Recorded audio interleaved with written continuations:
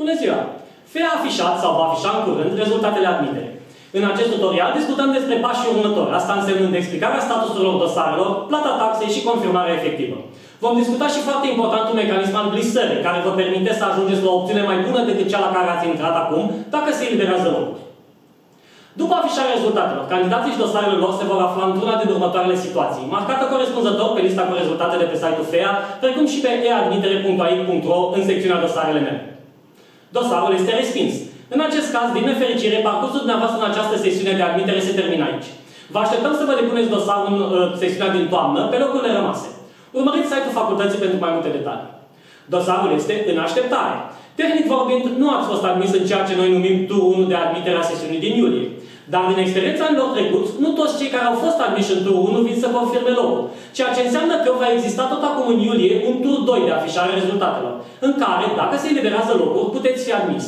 Nu este o promisiune că toți cei în așteptare după turul 1 vor fi admiși în acest tur 2, dar este o invitație de a monitoriza în continuare site-ul FEA și adresa de e-mail. Noi credem că este posibil să se elibereze locuri. Deocamdată, așteptați. Turul 2 se afișează de regulă a doua zi după terminarea confirmărilor pentru turul 1. Monitorizați site-ul facultății. Dosarul este admis. Felicitări! Mai aveți un singur pas de făcut și atenție, este obligatoriu. Confirmarea locului. Dacă nu parcurgeți și acest pas în timp util, atenție la perioada de confirmare menționată pe site-ul FEA, locul dumneavoastră va fi invalidat și va fi alocat altcuiva. Mai întâi însă, trebuie să discutăm despre taxe. Dacă sunteți admis pe locul finanțare la buget, atunci trebuie să achitați o taxă de matriculare de 100 de lei.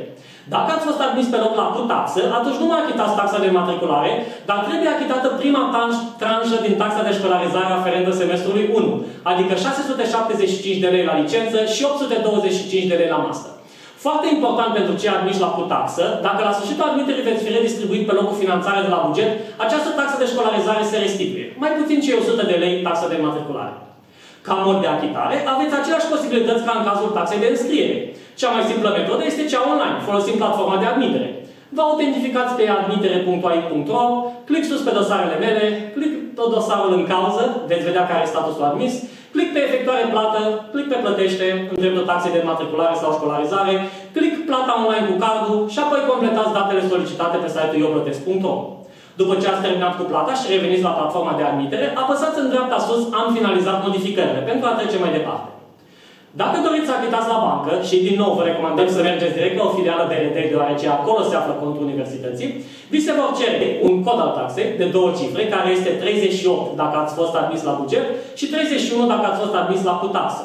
Precum și un cod al formei de învățământ. Le aveți afișate pe ecran.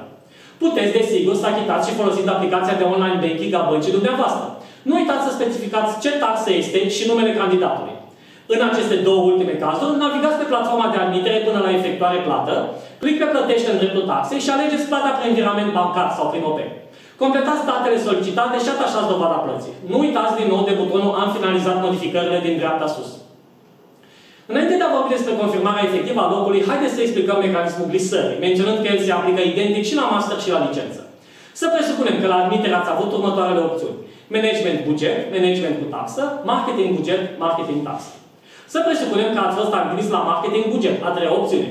Mecanismul glisării vă permite să confirmați acum locul la marketing buget, dar dacă se eliberează locuri în tururile ulterioare, să ajungeți la management. Fie la cu taxă, a doua opțiune, fie, dacă se eliberează destule locuri, la prima opțiune, management buget. Din punctul nostru de vedere, lista de opțiuni din formularul de înscriere a fost completată de dumneavoastră în cunoștință de cauză și după o analiză serioasă asupra ce vă doriți să urmați la FEA și în ce ordine. Astfel încât acest mecanism al glisării, care, repet, vă permite să urcați pe scara dorințelor, este activat din oficiu și presupune doar glisarea în sus. Nu există un mecanism pentru glisarea în jos către o opțiune inferioară. Totuși, dacă doriți să rămâneți pe poziția actuală, solicitați la confirmarea locului declarația privind renunțarea la distribuiri ulterioare și veți rămâne la specializarea și forma de finanțare la care ați fost distribuit în acest tur. Și acum ar fi momentul să aducem aminte, pentru a nu exista discuții ulterioare, că forma de finanțare este valabilă un an universitar. Clasamentele buget-taxă pentru studenții fără vreun regim special se resetează după fiecare an de studii. Având taxa achitată și hotărât sau hotărâtă în privința glisării, trebuie să veniți la facultate pentru a aduce actele și a confirma locul. Toate documentele din dosarul de admitere trebuie aduse la FEA. Vedeți lista completă, inclusiv ce trebuie adus în original și ce în copie simplă, pe site-ul facultății. Atragem atenția asupra declarației cu adresa de domiciliu pentru studenții care au carte de identitate electronică, iar cei care nu au plătit folosind link-ul Eu plătesc din platforma de admitere, trebuie să aducă listată dovada plății.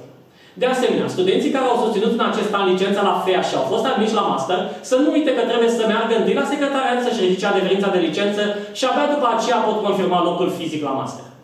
Contractul de studii se ridică, se completează și se semnează la FEA. Dacă sunteți minor, trebuie să vină și un părinte cu dumneavoastră pentru a semna. Puteți trimite pe altcineva să facă acest lucru în locul dumneavoastră doar cu împuternicire notarială, care să specifice clar că persoana în cauză este împuternicită să vă reprezinte în relația cu Universitatea Alexandru Raguza din Iași, inclusiv să semneze acte în numele dumneavoastră.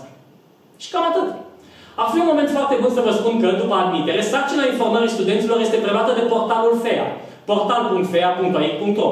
Deja acolo veți găsi un anunț numit Boboci Bun Venit la FEA, care centralizează informațiile utile viitorilor studenți ai facultății noastre, inclusiv informațiile legate de cazare și formularul de alegere a preferințelor în acest sens. Și acesta a fost tutorialul pentru confirmarea locului la FEA. Nu uitați, Comisia de Admitere vă așteaptă întrebările la adresele de pe ecran, iar dacă aveți probleme tehnice, îmi puteți scrie la contact@fea.ai.ro sau putem vorbi direct la 0232 20 1102, interior 2618. Vă mulțumim că ați ales facultatea noastră și să ne vedem în toamnă la FEA.